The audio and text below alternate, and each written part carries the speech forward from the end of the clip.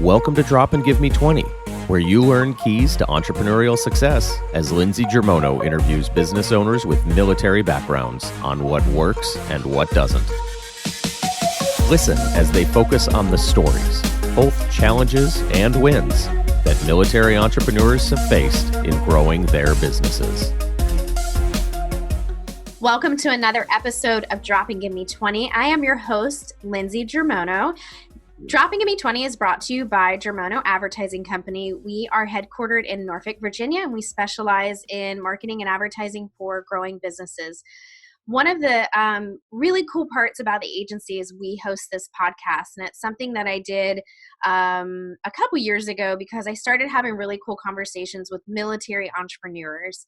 And in that space, I came across a lot of phenomenal military spouse entrepreneurs, really amazing military veteran entrepreneurs, and even active duty service members that are creating a side hustle for themselves so that when they exit the military, they have a plan. I am so excited today because this is such a topic that I have goosebumps right now because I get really heated talking about this topic. And it took me a long time to find the person that I think would be a good fit in driving value to our listeners, most importantly, because no one cares about me.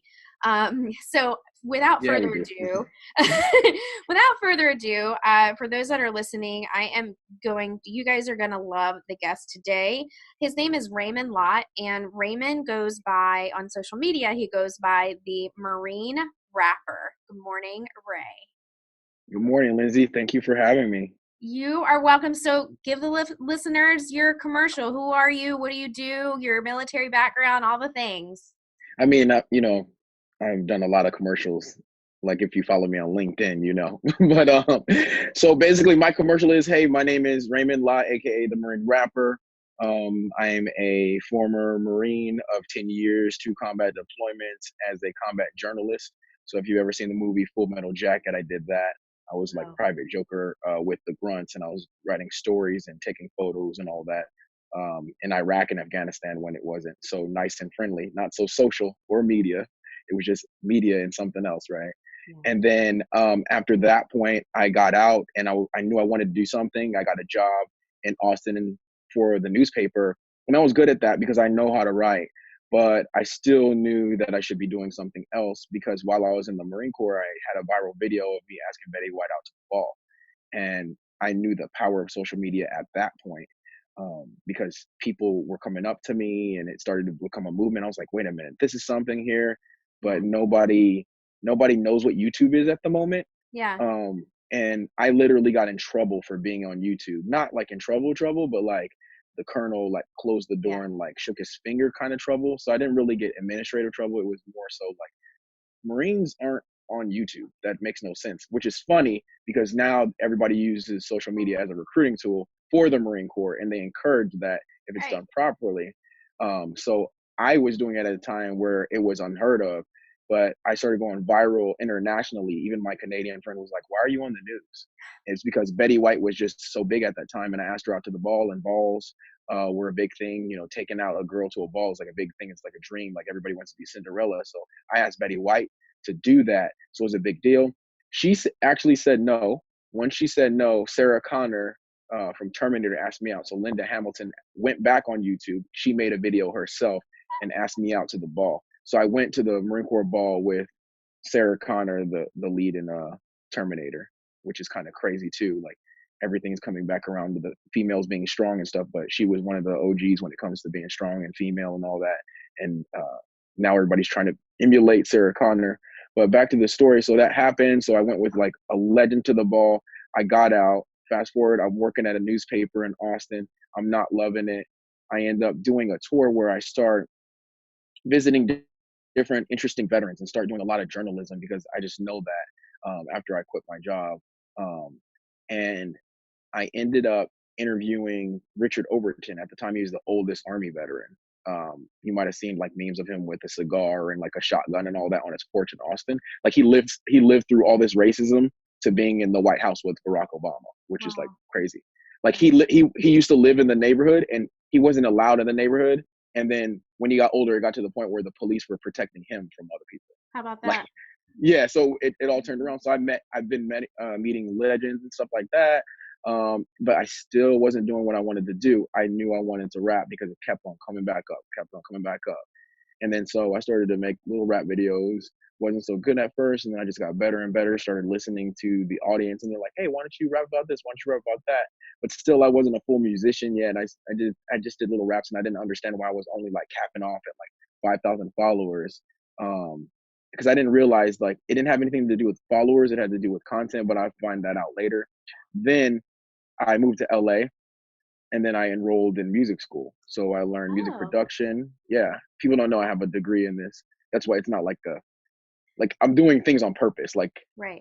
um, Intentional. so yeah, everything's intentional. So the way I get my stuff out so quickly is because I produce all of my stuff. Like I record myself, I produce myself, I edit my own video because I learned those skills from the Marine Corps as a photographer. It's basically the same thing. It's just moving pictures. Right. Um, so Wow. I put that know-how from the music school with all the stuff I learned from the Marine Corps, and I started making these videos.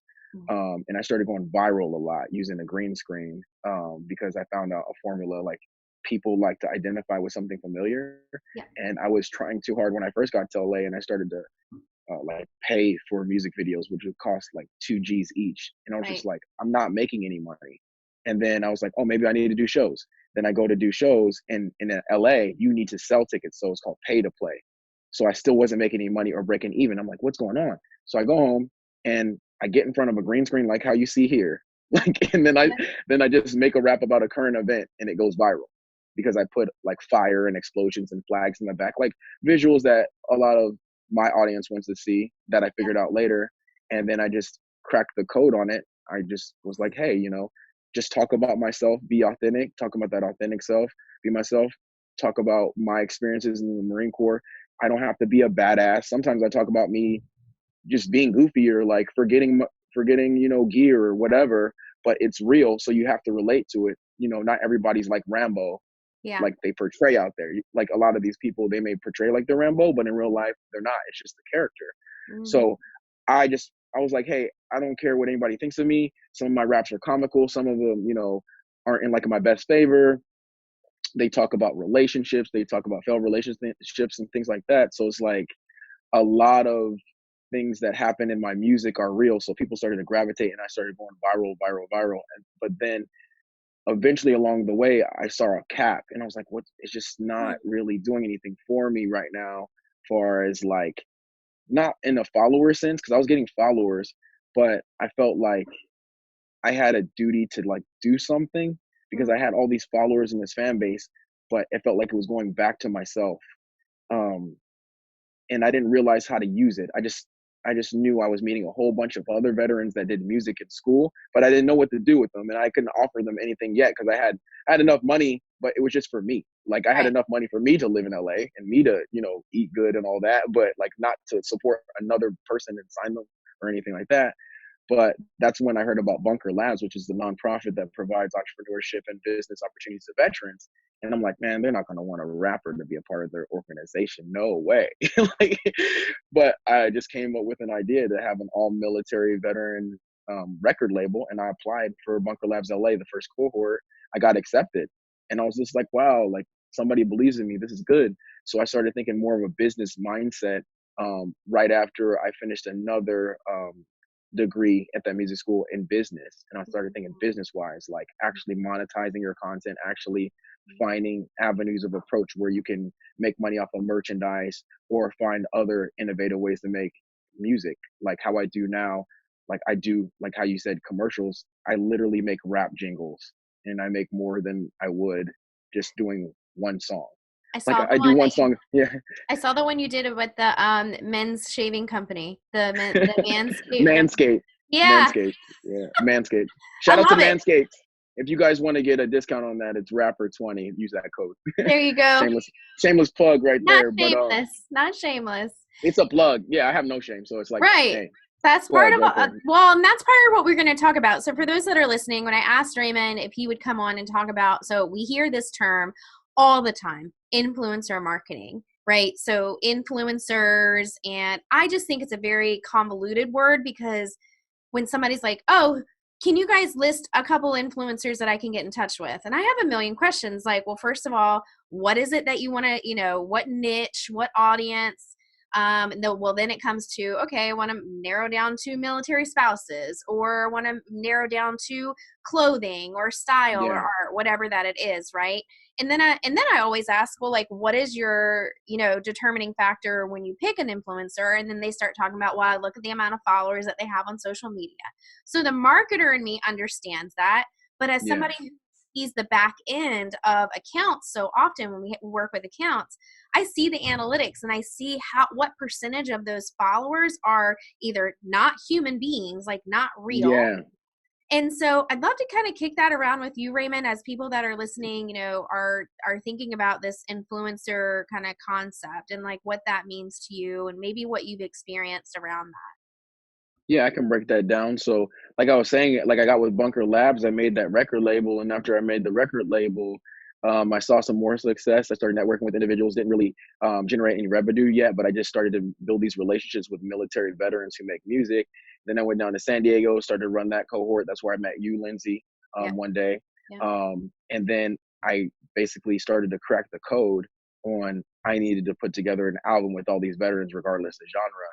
Right. And I was able to do it off of Kickstarter, and we funded the whole thing, and I was able to fund that whole album through Kickstarter. And now we're going to be going on tour soon. And that's because of real influence.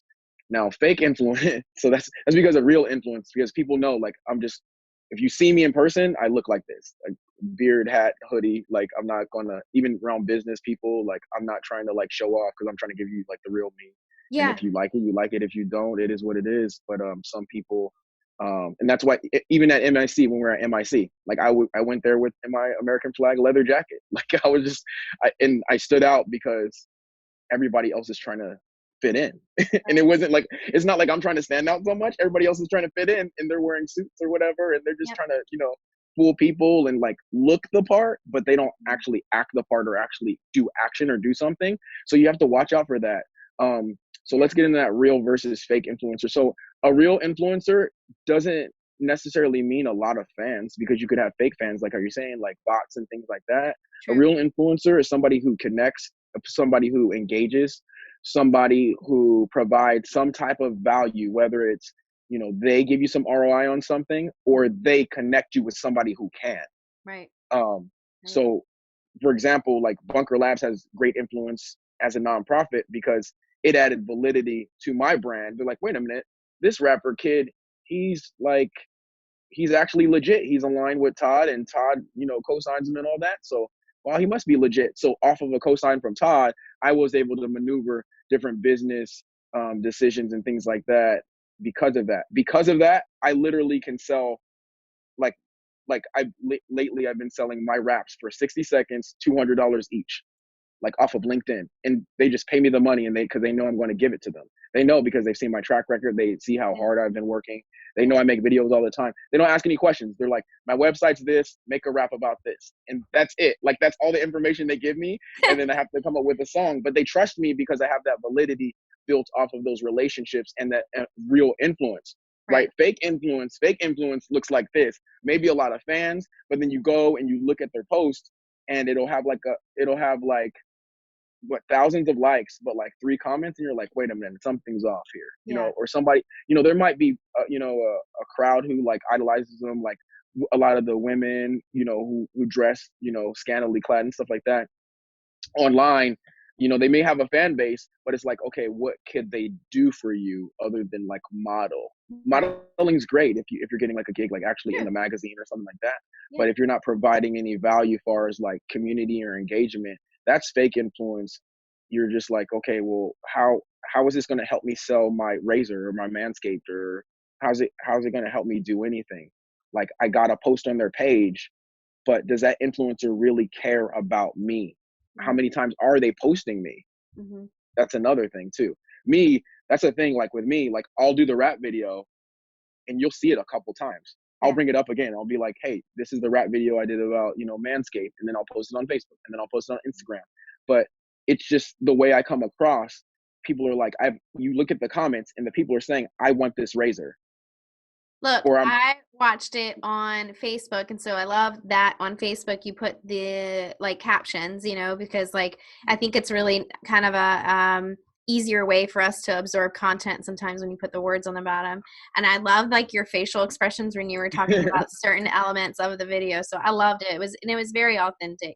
It Raymond, when you first start out, it's very hard to find who you are in the business community. And yeah, so you can get hung up in followers and, comparing yourself, right? Like, I mean, I think that's a completely yep, normal thing. And in fact, one would argue that sometimes that can be healthy because it kind of keeps you on your, toes. It keeps you on your toes. sharp. Yeah. Yep. And I mean, like, we have a lot of competition when it comes to, the podcast or our services. But because people who usually like have met me know what kind of person I am, and that's why they choose to do business with me. It's not, I Yeah. mean, our services we didn't invent something that like is never heard of. So I feel like that's the same thing with music and with your talent.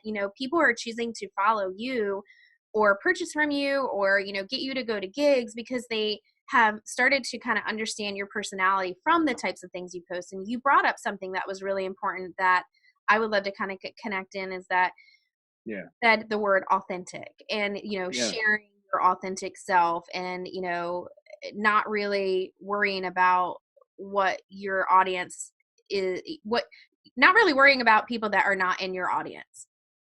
Right. Yeah. So I think that, My yeah. go ahead. Did you want to get into that? Yeah, Yeah, let's do it. being authentic. I mean, I attribute it to like my childhood and my mom. My mom's like, um, it came from like asking the girl out. If she says no, it's okay because you had the no from beginning. You're just True. gaining a yes. So True. then, I mean, that works with any True. type of situation when you go and ask for money, in business, or you try to make a deal or a partnership or a collaboration and somebody says no, it's like, oh, okay, fine. You don't have to be mad. It's not personal. It's just like, maybe it's not the right fit, or maybe, they're not at the right moment or something. And that's another thing, like, that's authentic. If you're Yeah. authentic with somebody and you're like, hey, well, this isn't right for me at this moment, or something like that.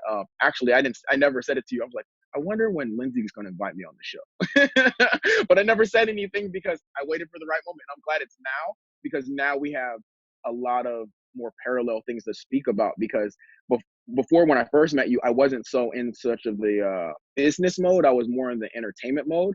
But then I shifted to LinkedIn because I noticed no rappers were on LinkedIn. So I was like, this is perfect.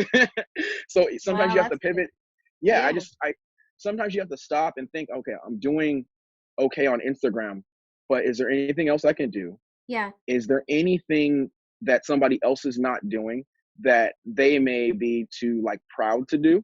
Yeah. And a lot of things that I do with like no shame. Like, I literally make faces and stuff, and I like, if I'm talking about a razor, or I literally did a rap about a waste company with porta potties. Like, Yes. if I'm talking about anything, like, they're listening to the song, they're like, wow, this could be like a hit song, but you're literally talking about a trash can. Like, that's how I want it to be, and I want to be enthusiastic. They know, they come to me because they know, like, I do research on it. I do the history. Like, the lady who did it's called Nation Waste, who did the waste company. She's an immigrant, and she ended up being a millionaire because she said, I don't have any shame taking the trash out. And then she ended up buying her own 2 trucks. And then now she has an empire in Austin and Houston with trash trucks. And she's a millionaire because she had no shame. That's another thing, is like not having shame when it comes to certain things. Like, willing to roll up your sleeves, so to Yes. speak. It doesn't matter if you're podcasting, doesn't matter if you're rapping, doesn't matter if you're the trash man.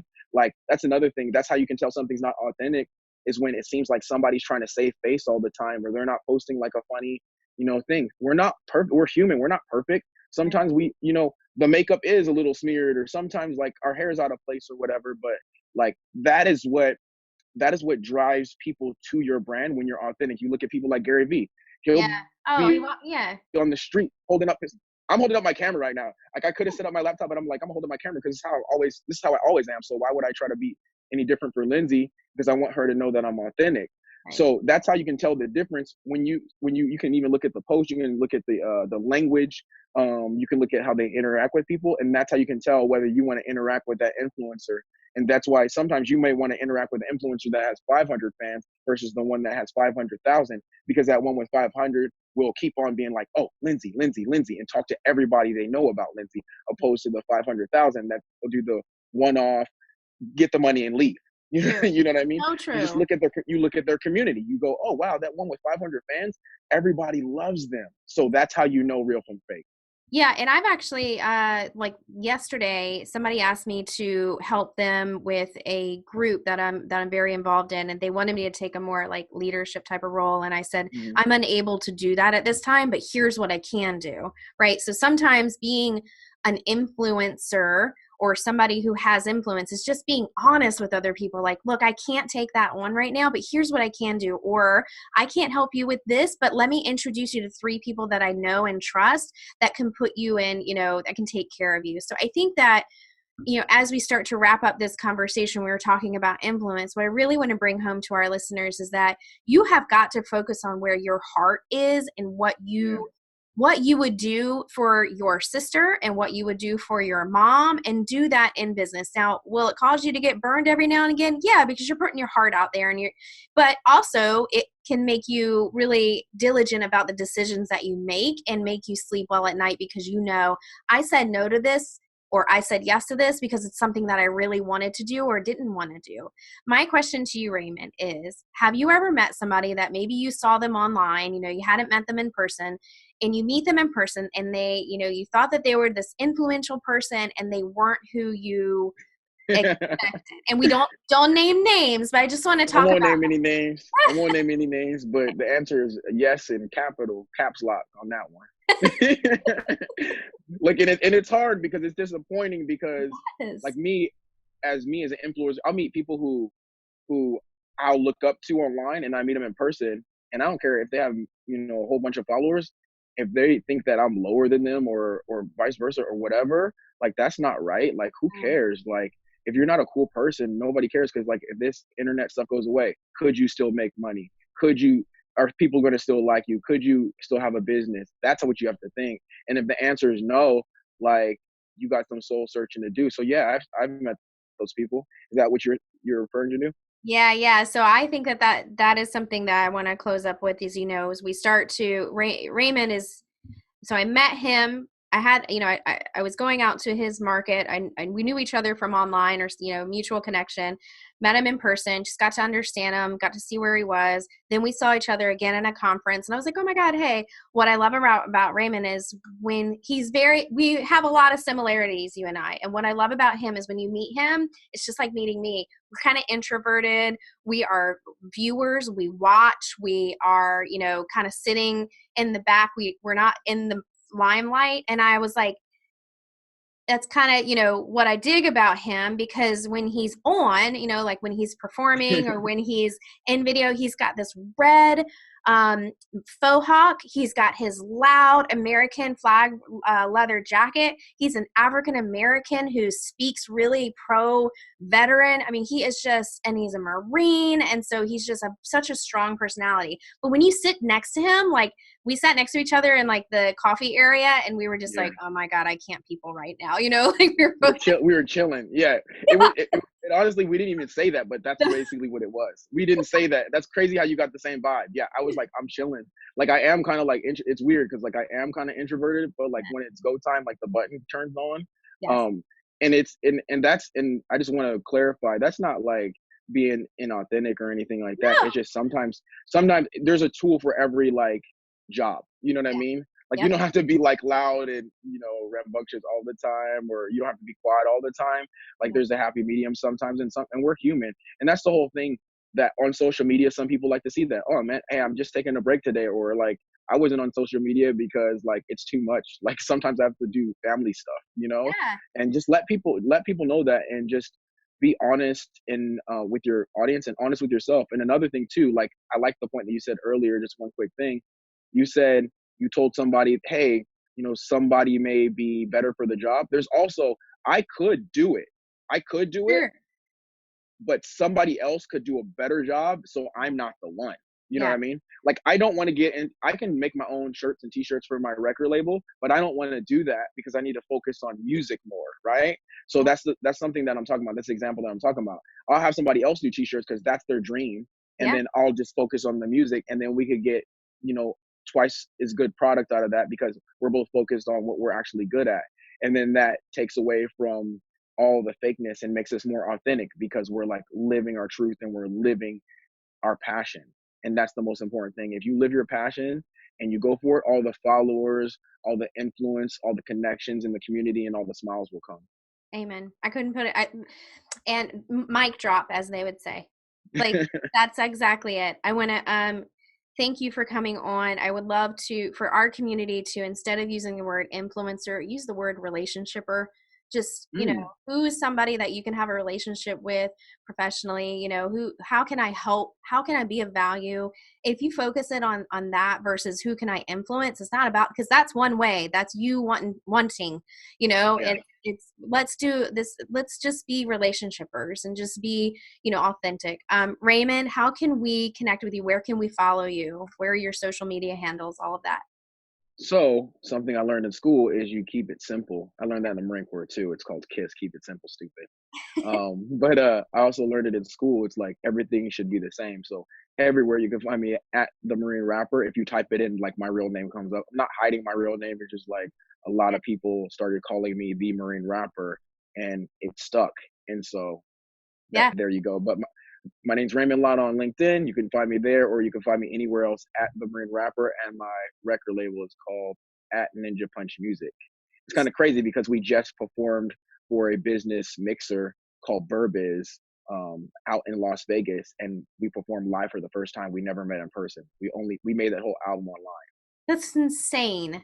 We were strangers. Yeah. So it's like, but it was because of that relationship. We're relationshippers. Yep. And, but like, we built those relationships over time, and we're just like, hey, listen, we gotta pick solid people for this music album. If we don't like you, we can't do business with you. Like, right. Honestly, that's how it is. So the people who are on the album, like, we're friends and fellow musicians, and we have good relationships. So that's good. So that's where you can find me. And thanks everybody. And see y'all out there, I guess.